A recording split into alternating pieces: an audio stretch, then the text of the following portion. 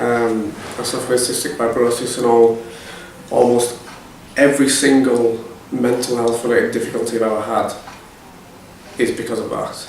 I think it started when I had my first lung transplant assessment when I was 17, I think I was. And then as part of that, there's a mandatory psychological evaluation component of the assessment to make sure that you can deal with the stress of it and stuff like that. So I had a really normal life until I was about 16, and then I had a lot of hospital admissions, and it all I got very ill very quickly, and I think I first started to realise things weren't right when I was getting so stressed about what I was going to miss out on.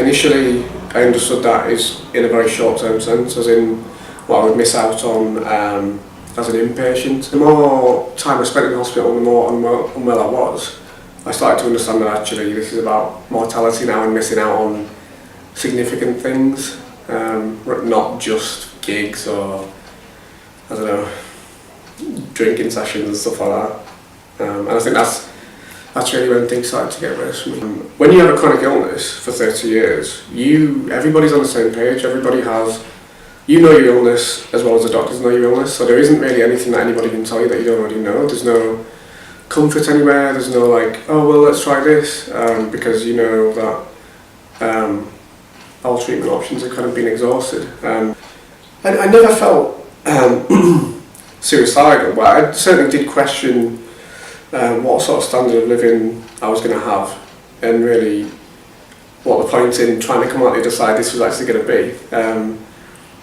As it stands, I've done amazingly well. But I was worried about dying, I was worried about my standard of living, I was worried about, like I say, everything I was going to miss out on. Like, again, it was short term first. You just start to feel anxious and stressed about what you're going to miss out on, really. But now I've gotten rid of the vast majority of that stress and anxiety and sort of just unhappiness and depression just by exercising, by controlling the controllable. So I used to worry a lot about, I would sort of panic and be paranoid about if I was feeling unwell or if I need to go back to hospital or whatever.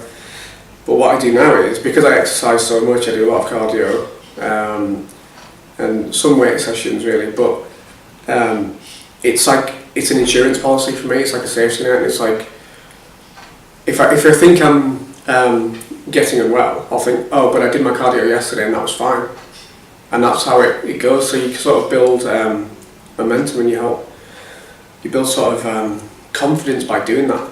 I trust hard work above everything else. My outlook on the world is completely different. My world has expanded enormously, and it's all because I've sort of correlated looking after my condition with peace of mind and sort of being less stressed and being happier. And I don't even think it's about the endorphins of it. I just think it's about knowing that you've done what you can, really. After a number of years of hard work, I'm fitter and stronger than I've ever been at any point in my life.